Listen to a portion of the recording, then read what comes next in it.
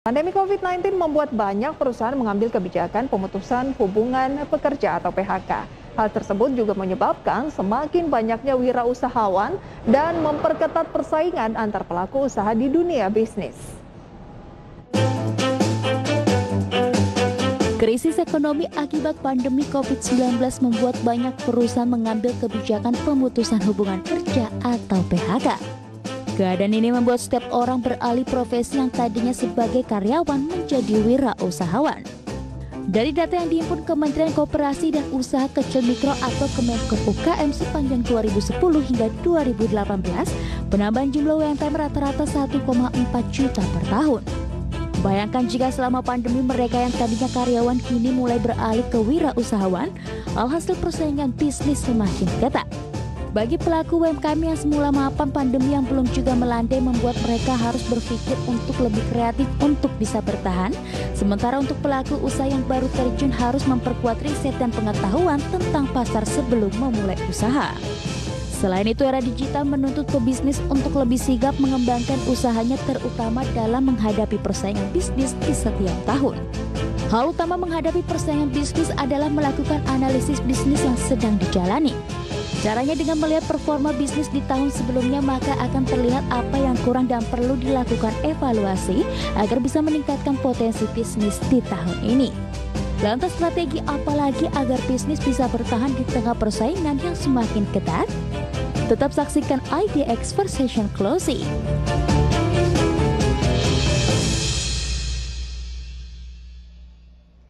Nah, tema kita kali ini adalah berbicara mengenai wirausahawan yang semakin banyak juga orang yang jualan gitu ya, serba dagang saat ini. Tapi bagaimana sih pemirsa tips pengalaman berbelanja dan juga anti di ghosting? Berbicara mengenai wirausahawan ataupun kalian pasti senang belanja begitu ya, dan banyak juga orang sekarang yang sudah banyak yang berjualan. Tetapi banyak hal yang membuat kita terkadang produknya itu kurang memuaskan pemirsa, sehingga membuat kita tidak nyaman untuk berbelanja di tempat-tempat tersebut. Nah, ketika kalian belanja, apakah kalian pernah merasakan tidak mendapatkan pelayanan atau produk yang kurang memuaskan? Saya juga pernah merasakan hal tersebut pemirsa. Nah, apa yang akan kalian lakukan? Antara kalian nggak jadi beli atau tetap beli di hari itu, tapi ke depannya nggak akan belanja lagi di toko tersebut karena sudah mengalami pengalaman yang kurang mengenakan, entah barang yang datang itu tidak sesuai dan lain sebagainya. Nah, tentu kita akan komplain begitu ya, dan ini juga akan membuat rugi untuk penjualnya karena bisa kehilangan pelanggan. Atau kalau kalian lagi belanja online, terus si penjualnya ini slow respon gitu ya, jawabnya lama, berhari-hari gitu, pasti kita jadi greget dan langsung males belanja di toko tersebut, pindah ke toko yang lain. Nah, pengalaman belanja saya juga sempat demikian nih pemirsa, ketika saya melakukan belanja karena sekarang ini lebih sering online karena efek PPKM dan COVID-19 kemarin ini suka slow respon, mungkin karena permintaan yang tinggi, sehingga ketika kita bertanya detail misalnya ukuran, warna dan sebagainya, ini dijawabnya lama. Akhirnya kita mencari tentunya tempat yang lain. Nah, hal-hal kecil seperti ini yang tentunya tidak boleh dilakukan saat kalian menjalankan sebuah bisnis ya. Salah satunya adalah slow respon tadi. Kalau kita sebagai penjual dalam melayani pelanggan slow respon, jawabnya lama, nanti pelanggannya keburu pindah ke toko sebelah, di garis bawah itu pemirsa. Kalau misalnya digosing oleh gebetan nggak apa-apa, tapi kalau ini digosing oleh pelanggan kan cuannya bisa hilang pemirsa, gebetan bisa dicari lagi. Nah, banyak masyarakat yang mencoba untuk berwirausaha karena banyaknya kasus PHK yang dilakukan oleh perusahaan di masa pandemi. Artinya di tengah pandemi, persaingan usaha semakin ketat.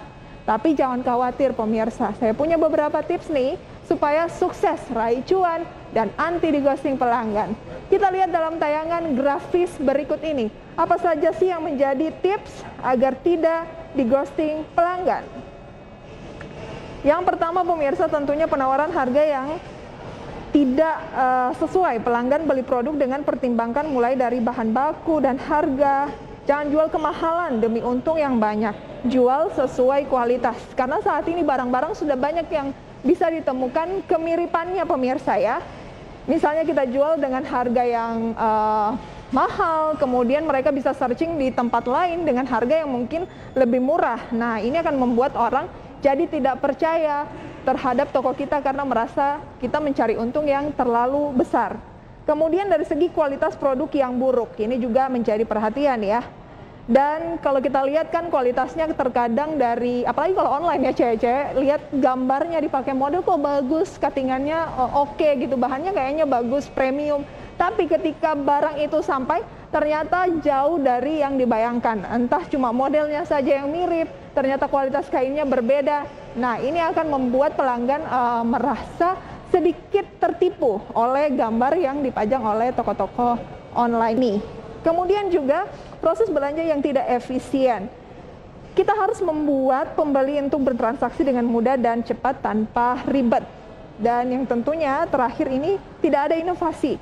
Barang kita ketinggalan zaman, sudah pasti ditinggalkan oleh pembeli dan juga pelanggan. Jadi kita terus harus improve gitu ya. Kira-kira barang yang paling diminati saat ini itu adalah barang-barang apa? Nah, kesalahan dalam berbisnis pemirsa juga dapat Anda simak di layar. Selain mengikuti semua tips tadi, ada beberapa hal yang harus diperhatikan. Ada beberapa kesalahan yang sering dilakukan pebisnis yang menyebabkan bisnisnya ini terhenti di tengah jalan. Antara lain, tidak tahu kapan harus shifting dan banting setir. Kemudian pebisnis harus peka terhadap perubahan-perubahan dan segala kondisi yang sekiranya dapat mempengaruhi bisnis. Misalnya di tengah pandemi saat ini ya. Kemungkinan yang dibutuhkan adalah misalnya alat-alat kesehatan dan yang lainnya.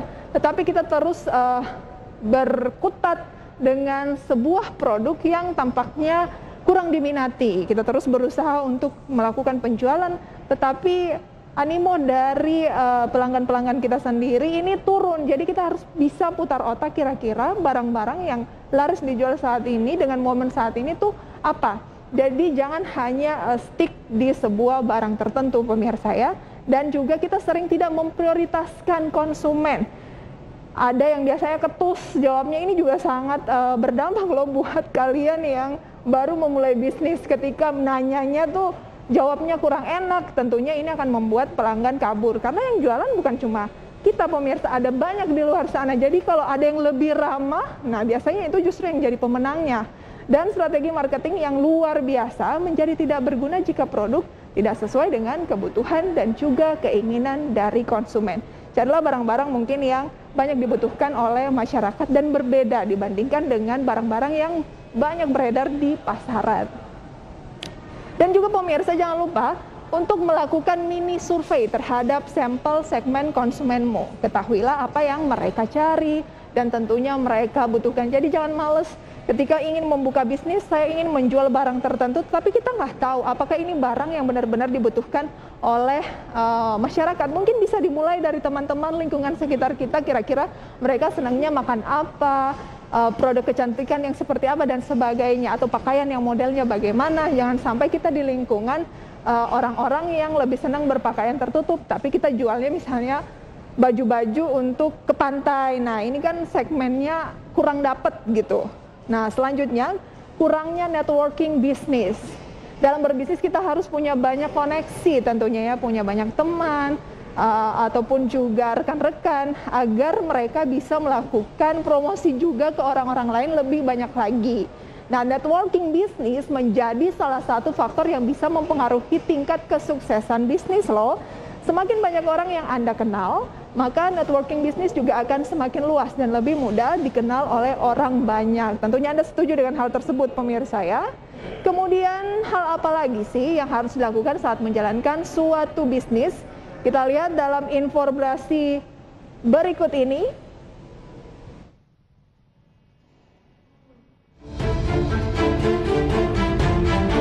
Buat yang belum tahu, rebranding adalah salah satu strategi marketing juga loh. Rebranding merupakan upaya yang dilakukan oleh perusahaan untuk mengubah total atau memperbarui sebuah brand yang telah ada agar menjadi lebih baik dengan tidak mengabaikan tujuan awal perusahaannya, itu berorientasi profit. Dalam strategi tersebut, perusahaan membuat identitas baru dan mengubah gaya brand perusahaan maupun produknya. Tujuan rebranding adalah agar perusahaan tetap mampu bersaing dengan kompetitor atau produk lainnya. Tetapi rebranding tidak bisa dilakukan jika tidak ada evaluasi perusahaan yang jelas. Rebranding sendiri merupakan hal yang besar dan sangat berdampak untuk dilakukan oleh perusahaan. Kemudian kapan waktu yang tepat untuk melakukan rebranding? Mengubah bisnis mengikuti tren bukan berarti tidak konsisten terhadap visi dan misi dari perusahaan. Rebranding dilakukan untuk tetap mendapatkan perhatian dan minat masyarakat. Selain itu diharapkan dengan dilakukannya rebranding, perusahaan tetap bisa memenuhi kebutuhan konsumen. Salah satu kasus yang dapat menjadi contoh adalah BlackBerry.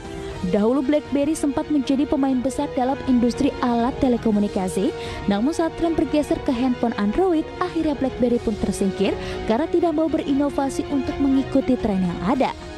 Dibutuhkan strategi rebranding untuk lebih dilihat oleh konsumen dan juga kompetitor. Berkembangnya media sosial juga membuat perusahaan menyesuaikan kembali cara untuk tampil di hadapan konsumen, terutama konsumen yang baru. Selain itu, hal penting lainnya yang perlu dipikirkan saat rebranding adalah produk baru, perubahan atau pembaruan value perusahaan, akuisisi hingga wilayah baru. Berbagai sumber, ID Exchange.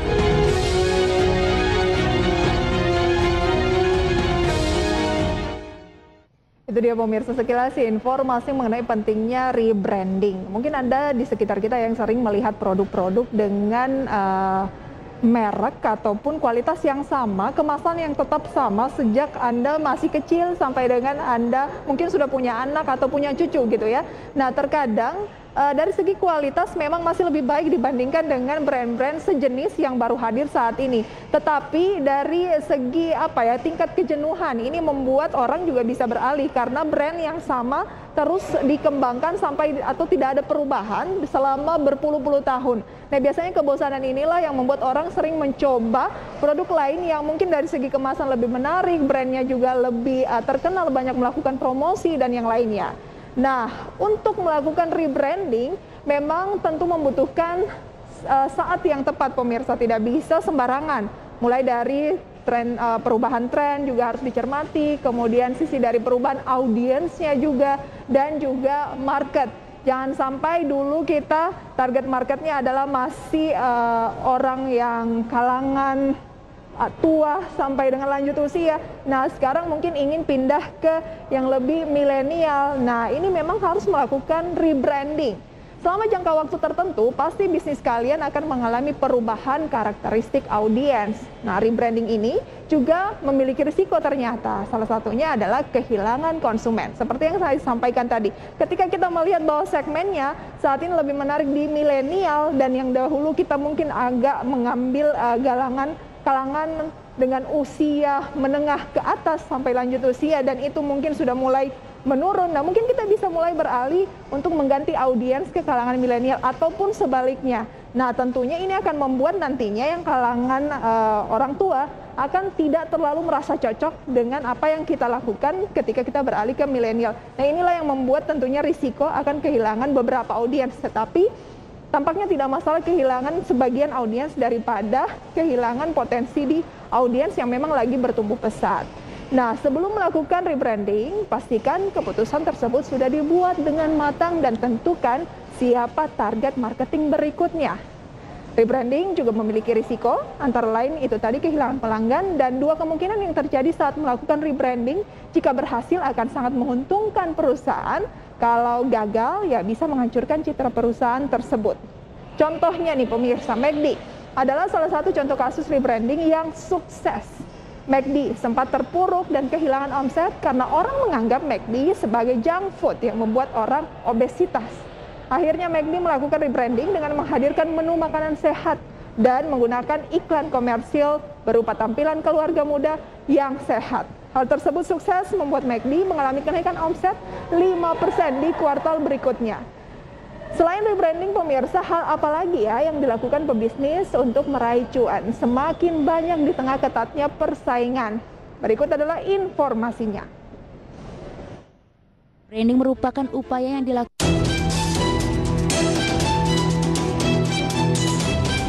Sebelum melangkah lebih jauh, cara pemasaran produk yang pertama dan tidak boleh Anda lewatkan adalah analisis pasar. Langkah ini dilakukan untuk mengetahui kondisi pasar dan menemukan celah yang dapat dimanfaatkan untuk meningkatkan daya jual. Selain itu, analisis pasar juga penting untuk mengetahui resiko dan tingkat kompetisi yang harus Anda hadapi. Proses ini bisa Anda lakukan dengan banyak cara. Anda bisa memanfaatkan data dari berbagai media yang memuat informasi mengenai kondisi pasar berdasarkan sudut pandang tertentu. Berikutnya adalah tentukan media pemasaran. Secara umum media pemasaran terbagi ke dalam dua jenis berikut, offline berupa banner, brosur, pamflet.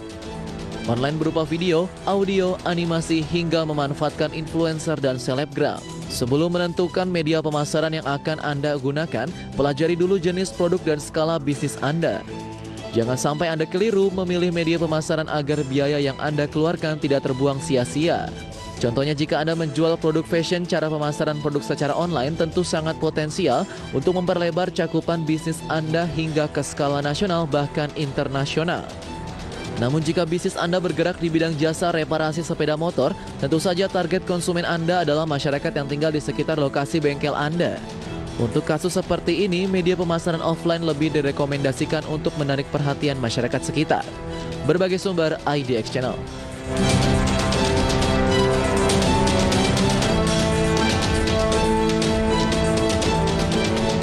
Nah, sudah melakukan evaluasi mana yang benar untuk dilakukan, mana yang enggak, mana yang membuat pelanggan nyaman, mana yang enggak, rebranding sudah dilakukan. Nah, yang berikutnya yang tidak terkecuali adalah teknik marketing yang tepat. Mungkin Anda sering mencermati pemirsa ya, banyak sekarang muncul influencer. Kalau dulu influencer ini belum ada pemirsa, banyak orang melihat konten iklan itu melalui televisi, radio, dan sebagainya. Sekarang sudah banyak sekali dari YouTuber, kemudian juga influencer melalui platform seperti Instagram dan yang lainnya. Selain konten yang menarik sangat diperlukan dalam pemasaran itu pemirsa, memasarkan produk kita itu tentunya adalah dari segi kualitas. Nah, bagaimana orang bisa tahu bahwa kualitas dari konten kita ini menarik? Nah, inilah yang dikemas dengan sebuah iklan pemasaran yang juga menarik untuk target dari marketing kita. Konten pun memegang peranan yang sangat penting pada tahap ini untuk menarik minat konsumen. Konten pemasaran harus disesuaikan dengan karakter target konsumen agar bisa tepat sasaran. Misalnya, untuk mempromosikan produk kosmetik dan kecantikan yang menargetkan calon konsumen wanita, maka unsur-unsur desain yang Anda gunakan seharusnya disesuaikan dengan karakter perempuan. Contohnya, penggunaan warna merah muda yang dominan dan elemen-elemen desain khas perempuan seperti gambar bunga, kupu-kupu. Dan selain menarik, pesan yang Anda sampaikan juga harus jelas dan mudah dimengerti. Berikan penekanan pada bagian-bagian yang dianggap penting, misalnya dengan ukuran huruf yang lebih besar dan desain-desain yang sedang digemari saat ini pemirsa adalah tentunya desain yang sesuai gitu. Ada juga orang yang senang packagingnya itu yang lebih simple, ada juga yang senang kalau meriah. Itu tergantung kepada pilihan Anda masing-masing. Makanya dari penjual ataupun pelaku bisnis harus bisa melihat karakteristik dari segmen marketnya, karena jenis-jenis dari masyarakat dan yang diinginkan di Indonesia ini tentunya beragam sesuai dengan kebutuhan ya. Semoga bisnis yang Anda jalankan sukses dengan tips-tips yang sudah kami sampaikan tadi dan bermanfaat untuk Anda.